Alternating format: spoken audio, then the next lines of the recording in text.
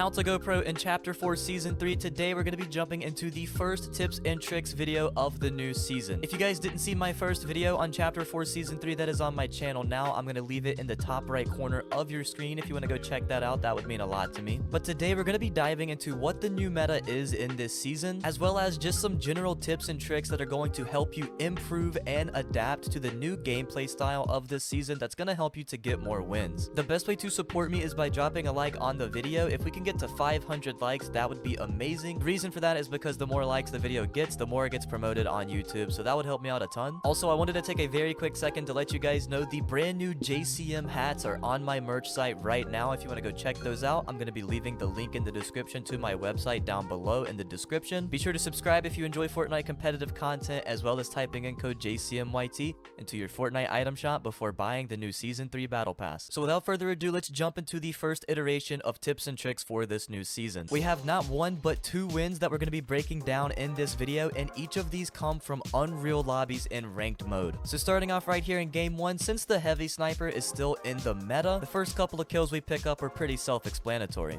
Behind you, brother. Killed one. Yep. Dead again. Right. Dead.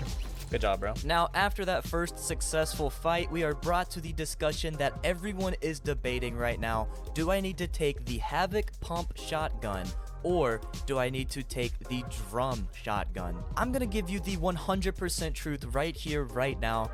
It is a preference choice. Both of these guns are 100% meta, but it really just comes down to the playstyle you are more confident with. When it comes to the drum shotgun, if you are the type of player who does not mind getting up in someone's face and smelling their breath during fights, then you want to take that drum shotgun. I'm gonna show you why in this next fight. However, the Havoc pump is always gonna be that safe choice. If you have a methodical piece control type playstyle, then definitely take that Havoc pump shotgun. But right here, my teammate Kaiju, he ends up getting headshot sniped. A little bit of karma for that first guy that I killed. So this just gave me the perfect opportunity to show you guys why the drum shotgun might be on your list of weapons to pick up this season. I'm not even gonna say anymore. I'm just gonna let this weapon speak for itself. It's the default too.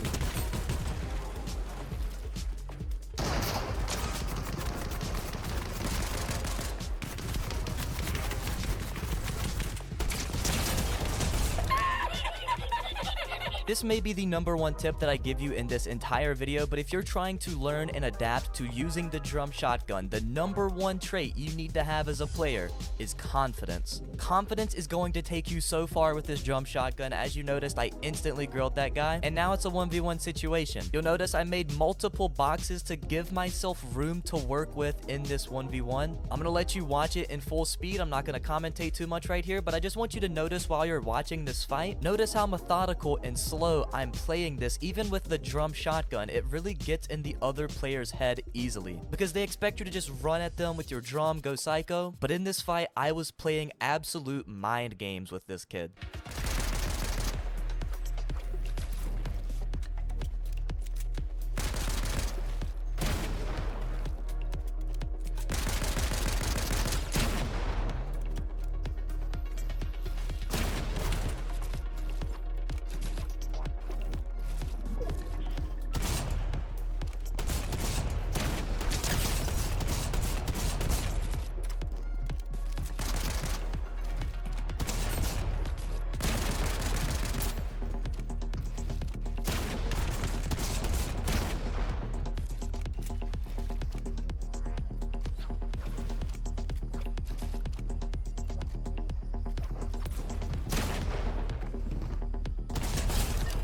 That gun is on balance. I think that's a fair weapon, to be honest. Once I finished up that fight, I ended up rebooting Kaiju in Storm near the flag in Frenzy because I knew there would be whites there. But the next situation I'm going to give you is when someone is holding you in Storm, because this actually has happened a lot to us this season so far. We were just trying to rotate in, and for some reason there was a team still in Storm trying to fight us. To be honest, in this fight, you're going to notice why the drum shotgun might just be the most broken gun in the game at the moment. But again, it definitely does reflect back onto your own playstyle, so keep that in the back of your mind. Plays on, I don't know. Yeah, I got full pride. They're gonna keep me. They're gonna keep me. I need you here. I need you here. I'm coming. I'm right behind you. It's ours. Come back. Rocked him. Edit. 1 HP. Ed. 44 white. Nice. 1 HP. Legit just spraying walls, bro. Dead.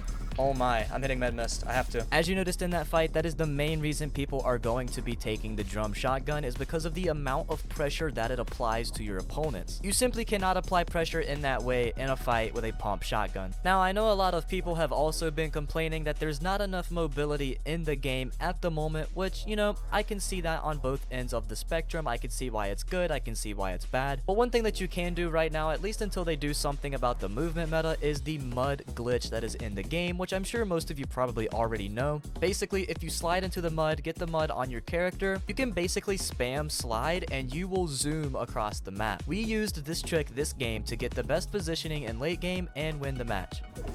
Waiting for it. Alright, I'm looking. 20. Trying 50. to see if I can angle. Cracked one, 29 white. I'm coming. The low ground team. Yep. Cracked, 1 HP. 1 HP. Dead. Nice. Oh, my bad. Last team's low ground. Low ground. We stay on height. We stay on height. So we're in this 2v2 situation for the win, and that is when I said this. Yeah. It pulls far, and we have no mobility. It is a crucial skill to have in a no mobility meta to stay ahead of the zones in late game. Making sure that you have the best positioning as soon as the new zones form is vital. We simply rotated closer to the current zone, we built up on height, and we have the advantage going into this 2v2 for the win. They're running. Right. 25. On your right, close. Yep.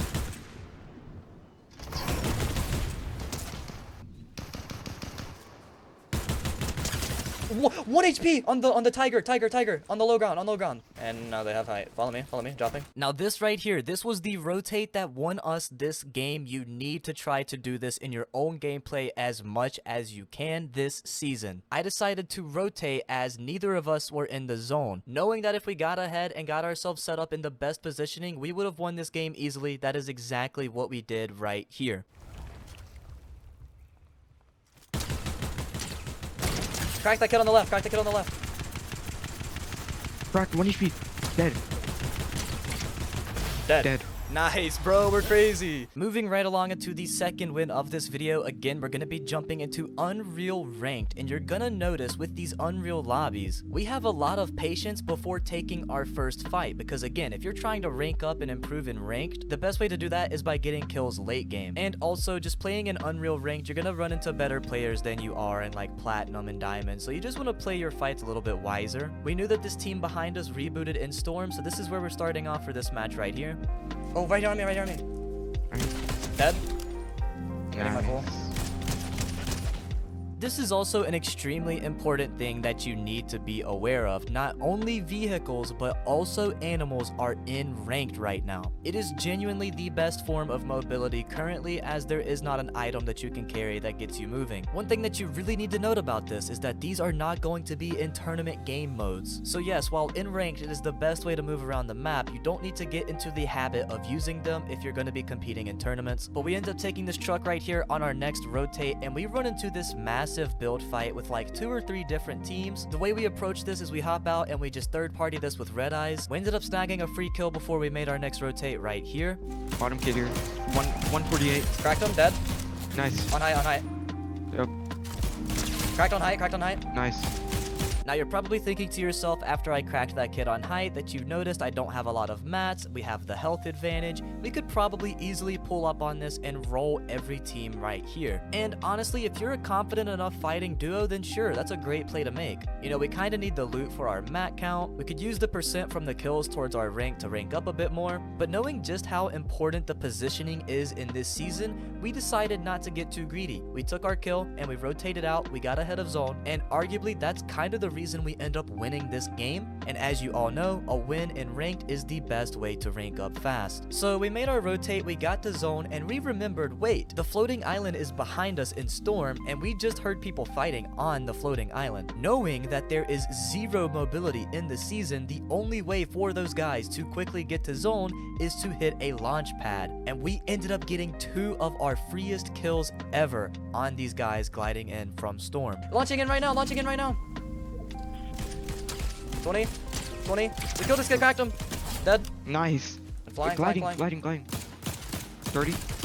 70. Dead. Oh. Now on this rotate after we got that elimination, I noticed that zone pulled pretty far up max away from us. Knowing we don't have any mobility in the game, it comes down to map knowledge, and in my head I was thinking, well, if we go low ground, we'll have the water, so no matter where the next zone pulls to, there's a good chance we can just swim to it and get there first. And that's exactly what we did. We followed up the left side of the map here where it was dead, where nobody was, and we ended up flanking this team and getting the best positioning, which ended up leading to our win. Another thing that you're going to encounter in this season, especially in late game, is a lot of people are going to be running this transformer mythic item, this giant energy cannon thing, and it's pretty OP. But one thing that you can know about it is it takes a pretty good amount of time to charge each shot. So if you can survive through those initial energy blasts, it takes a good amount of time during their rotates for that thing to charge up again. We ended up making it to this point of the game with a good amount of materials left, so we just ended up full tarping this entire late game, and I'm not gonna lie, it got kind of crazy.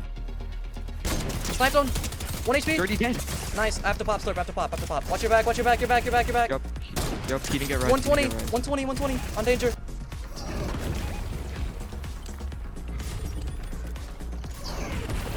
Of course. So we are now in a situation where we are between two teams and we're all about to have to rotate to the zone. It's a good thing we had a lot of materials by this time of the game because these guys with the energy cannon mythic were being so annoying. I decided that if we were the first team to rotate on low ground, that it's very likely the other two teams focus each other and we get a pretty free rotate ahead of zone. And although it didn't work out perfectly like that, I will let you guys see what happened and how we decided to deal with having two teams on either side of us.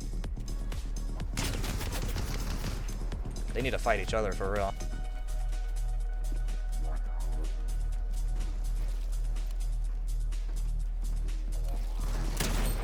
Hit one on top. I'm here. Up. Yeah. Waiting on you. I need mats. I have 7 builds. Here, take half my builds. I have literally that. It's fine. Yup, I'm good. I got Right side, or left side of me? Crack that kid. 40 white on that kid in the seal. Metal. We gotta go. I got it. Let me We're talk. gonna get. Yup. Got the kill. I got the kill. I'm here. One to cold. Gold. Crack. Alright. Midas. I'm out of mats. Okay, I'm dropping. Here, I'm gonna give you half. I have 4 builds. Okay, come in zone. Yup. I'm out of builds. They're using that mythic, bro. I'm out of builds too. I'm just dead to the mythic, bro. Wait, Nice. dead. You have to push. Dead. Oh my god. Let's go. Nice. The only thing that I think I did wrong in that situation was I probably could have conserved a little bit more materials in the tarping and the rotates there, and we might have been able to have a little bit more flexibility in that final 2v2 with a little bit more materials. But Kaiju coming in big time with a crazy shot with the heisted heavy exotic shotgun to knock out the first guy on that team, and then even though he went down to the second teammate, I ended up doing my part and getting the final kill. Honestly, we didn't even play that too bad. If there's one thing that I want you guys to take away about improving in Chapter 4 Season 3, at least until they add mobility, the number one thing is leading your rotates, getting to the best positioning in the zone at all times, making sure that you're ahead of everyone, and of course, as always, working on your duo chemistry can always help. The way that you can do this is by doing 2v2s in creative or just playing a lot with your duo and getting used to their playstyles. So yeah, sure, we could have played that game a little bit better, but at the end of the day, we came up with the dub. I hope that you guys were able to learn something from this video. So yeah, thank you guys for all of the recent support on the YouTube channel. It hasn't gone unnoticed. It means the absolute world to me. Be sure to subscribe if you haven't already and turn on the notification bell so that you guys don't miss a single video I have coming for y'all. I mean, I'm gonna be going crazy this season with the grind on YouTube. If you want to see another video of mine, it's on screen now. That would mean a lot to me. And as always, guys, I hope you have a fantastic rest of your day or night. I wish you the best of luck in your Chapter 4 Season 3 improvement journeys, and I will catch you all in the very next video. Peace.